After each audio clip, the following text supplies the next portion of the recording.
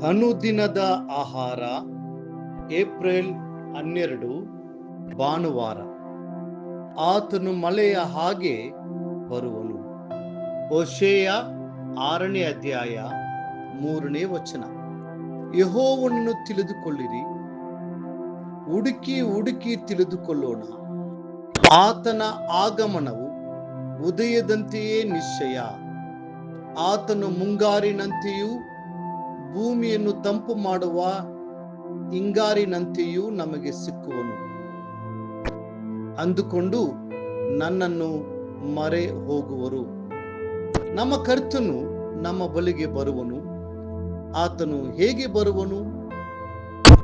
ಆತನು ಚೈತನ್ಯ ನೀಡುವ ಮಳೆಯಂತೆ, ನವ ಚೈತನ್ಯ ಮತ್ತು ಜೀವವನ್ನ ತರುವ ಹಿಂಗಾರು ಮಳೆಯಂತೆ ನಮ್ಮ ಬಳಿಗೆ ಬರುವನು.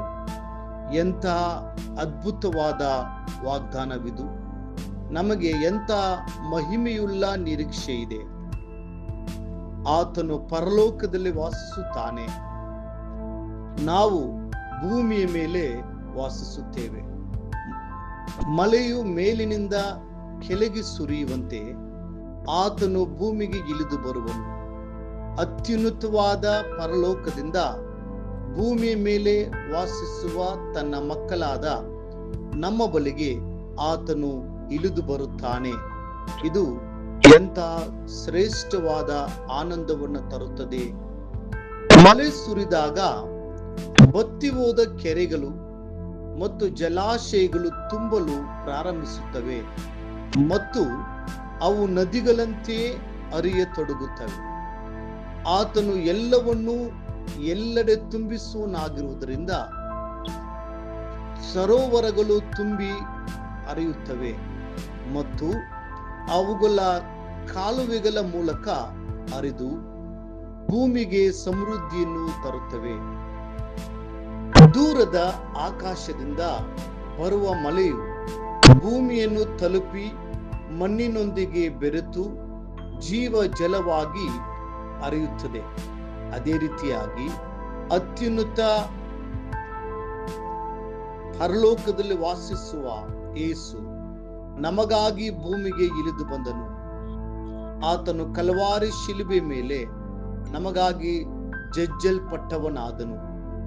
ಆತನು ತನ್ನ ಅಮೂಲ್ಯವಾದ ರಕ್ತವನ್ನ ಸಂಪೂರ್ಣವಾಗಿ ಸುರಿಸಿದನು. ಆತನ ರಕ್ತವು ಕಲ್ವಾರಿ ಗುಡ್ಡದ ಮೇಲೆ ನಮಗಾಗಿ ಜೀವ ನೀಡುವ ಕೆಂಪು ರಕ್ತವಾಗಿ ಹರಿಯಿತು. ಅದು ನಮ್ಮನ್ನು ಶುದ್ಧೀಕರಿಸುತ್ತದೆ ಮತ್ತು ನಮ್ಮ ಪಾಪಗಳನ್ನು, ಶಾಪಗಳನ್ನು ಹಾಗೂ ರೋಗಗಳನ್ನು ಪರಿಹರಿಸುತ್ತದೆ. ಮಳೆಯು ಕೇವಲ ಕಲ್ವಾರಿಯ ರಕ್ತದ ಸಂಕೇತ ಮಾತ್ರವಲ್ಲ, ಇದು ಪವಿತ್ರಾತ್ಮನ ಸಂಕೇತವೂ ಆಗಿದೆ. ಈ ಅಂತ್ಯ ದಿನಗಳಲ್ಲಿ ಕರ್ತನು ತನ್ನ ಆತ್ಮವನ್ನು ಹಿಂಗಾರು ಮಳೆಯಂತೆ ಸುರಿಸುತ್ತಿದ್ದಾನೆ. ನಾನು ಎಲ್ಲರ ಮೇಲೆ ನನ್ನ ಆತ್ಮವನ್ನು ಸುರಿಸುವೆನು ಎಂದು ಕರ್ತನು ನಿಜವಾಗಿಯೂ ವಾಗ್ದಾನ ಮಾಡಿದ್ದಾನೆ ಅಲ್ಲವೇ? ಯಾವುದೇ ಭೇದ ಭಾವವಿಲ್ಲದೆ ಕರ್ತನು ಸಭೆ ಮೇಲೆ ತನ್ನ ಅಭಿಷೇಕವನ್ನು ಸುರಿಸುತ್ತಿದ್ದಾನೆ. ಕ್ರಿಸ್ತನ ಬರುವಿಕೆಗೆ ಮುಂಚಿತವಾಗಿ ಖಂಡಿತವಾಗಿಯೂ ಹಿಂಗಾರು ಮಳೆಯ ದೊಡ್ಡ ಸುರಿತವು ಉಂಟಾಗುವುದು. ಯಾರು ಆ ಮಳೆಗಾಗಿ ಹಂಬಲದಿಂದ ಕಾಯುತ್ತಾರೋ ಅವರ ಮೇಲೆ ಆತನು ಮುಂಗಾರು ಮತ್ತು ಹಿಂಗಾರು ಮಳೆಯಂತೆ ಬರುವನು. ಒಬ್ಬ ವ್ಯಕ್ತಿಯ ಆತ್ಮೀಕ ಜೀವನವನ್ನ ಸಮೃದ್ಧಿಗೊಳಿಸುವುದು ಯಾವುದು? ವಿಶ್ವಾಸಿಗಳ ಜೀವನದಲ್ಲಿ ಮಹಿಮೆಯುಳ್ಳ ಫಲವನ್ನು ತರುವುದು ಯಾವುದು? ಅದು ಪವಿತ್ರಾತ್ಮನ ಅಭಿಷೇಕವೇ ಆಗಿದೆ. ಆ ಪವಿತ್ರಾತ್ಮನು ನಮಗೆ ದೇವರ ವಾಕ್ಯಗಳ ಆಳವಾದ ವಿಷಯಗಳನ್ನು ಕಲಿಸುತ್ತಾನೆ ಮತ್ತು ನಮ್ಮ ಆತ್ಮಗಳನ್ನು ಪೋಷಿಸುತ್ತಾನೆ. ಪ್ರಿಯ ದೇವರ ಮಕ್ಕಳೇ, ನಾವು ಕರ್ತನ ಅಭಿಷೇಕಕ್ಕಾಗಿ ಹಂಬಲಿಸೋಣ. ಆತನು ನಾವು ಆತನ ಕಡೆಗೆ ಹಂಬಲದಿಂದ ನೋಡಿ ಹೀಗೆ ಪ್ರಾರ್ಥಿಸೋಣ. ಓ ಕರ್ತನೆ, ನೀನು ವಾಗ್ದಾನ ಮಾಡಿದಂತೆ ಮಳೆಯ ಹಾಗೆ ನಮ್ಮ ಮೇಲೆ ಬಾ. ನಮ್ಮ ಹೃದಯಗಳಲ್ಲಿ ದೊಡ್ಡ ಪುನರುಜ್ಜೀವನವನ್ನ ಆಜ್ಞಾಪಿಸು. ಬಾ ಓ ಕರ್ತನೆ. ಮುಂದಿನ ಅಧ್ಯಯನಕ್ಕಾಗಿ ದೇವರ ವಾಕ್ಯ. ಹುಲ್ಲು ಕೋರಿದ ಮೇಹುಗಾಡಿನ ಮೇಲೆ ಸುರಿಯುವ ವೃಷ್ಟಿಯಂತೆಯೂ ಭೂಮಿಯನ್ನು ನೆನೆಸುವ ಅದಮಳೆಯದಂತೆಯೂ ಅವನು ಇರಲಿ. ಅವನ ದಿವಸಗಳಲ್ಲಿ ನೀತಿಯು ವೃದ್ಧಿಯಾಗಲಿ. ಆ ಚಂದ್ರನಿರುವವರೆಗೂ ಪರಿಪೂರ್ಣ ಸೌಭಾಗ್ಯವಿರಲಿ.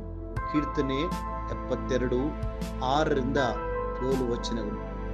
ಈ ದಿನ ಓದುವ ದೇವರ ವಾಕ್ಯ. ಮುಂಜಾನೆ ಮೊದಲ ಸಮುವೇಲ 19ನೇ ಅಧ್ಯಾಯ, 20ನೇ ಅಧ್ಯಾಯ ಹಾಗೂ 21ನೇ ಅಧ್ಯಾಯ. ಸಂಜೆ ಲೂಕನು ಬರೆದ ಸುವಾರ್ತೆ 11ನೇ ಅಧ್ಯಾಯ 29-54.